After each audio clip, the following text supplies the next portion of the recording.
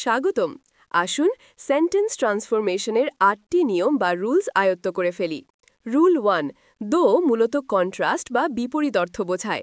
Simple করার জন্য দো এর পরিবর্তে ইন স্পাইট অফ ব্যবহার করুন এবং হি ইজ পুয়ারকে বদলে হিজ পভার্টি ফ্রেজটিতে রূপান্তর করুন। কম্পাউন্ডের জন্য আমরা শুধু দুটি আইডিয়াকে বাট দিয়ে যুক্ত করব। রুল 2, আনলেসের মানে হল ইফ ইউ ডু নট।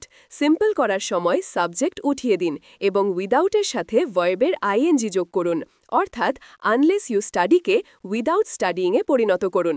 কম্পাউন্ডের ক্ষেত্রে এটি একটি ওয়ার্নিং বা সতর্ক বার্তা বোঝায়, তাই অর ব্যবহার করুন। রুল 3, ইফ একটি পজিটিভ শর্ত বা কন্ডিশন বোঝায়। সিম্পলে মেথড বোঝাতে বাই ব্যবহার করুন। ইফ ইউ রিডকে বদলে বাই রিডিং লিখুন। কম্পাউন্ডের জন্য কাজ এবং ফলাফলকে অ্যান্ড দিয়ে যুক্ত করুন। রুল 4, সো দ্যাট কোনো কাজের উদ্দেশ্য বা পারপাস ব্যাখ্যা করে। সিম্পলিফাই করতে হলে শুধুমাত্র টু এবং মূল ভার্বটি ব্যবহার করুন। আমরা সো দ্যাট এবং হেল্পার ভার্ব ক্যান সরিয়ে ফেলব।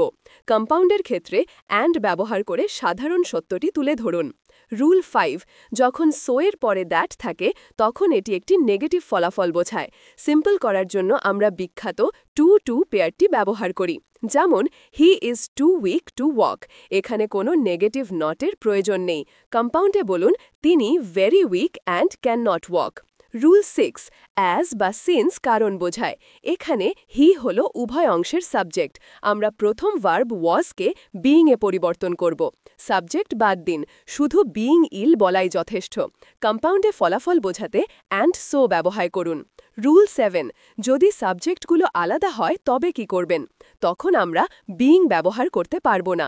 আমরা বিকজ অফ দিয়ে শুরু হওয়া একটি ফ্রেজ ব্যবহার করব, যেমন বিকজ অফ দ্য সানসেটিং। কম্পাউন্ডের নিয়ম সাধারণই থাকবে, the sunset and so. Rule 8, if দ্বারা যদি ভবিষ্যতের কোনো সম্ভাবনা বা ফিউচার পসিবিলিটি বোঝায়, সিম্পল করার সময় ইন কেস অফের পর নাউন ফ্রেজ ব্যবহার করুন, যেমন in case of good weather. কম্পাউন্ডের ক্ষেত্রে শর্তটিকে একটি সাধারণ ফ্যাক্ট হিসেবে লিখুন এবং অ্যান্ড যোগ করুন। এই নিয়মগুলো প্র্যাকটিস করুন, তাহলেই আপনি গ্রামারে দক্ষ হয়ে উঠবেন।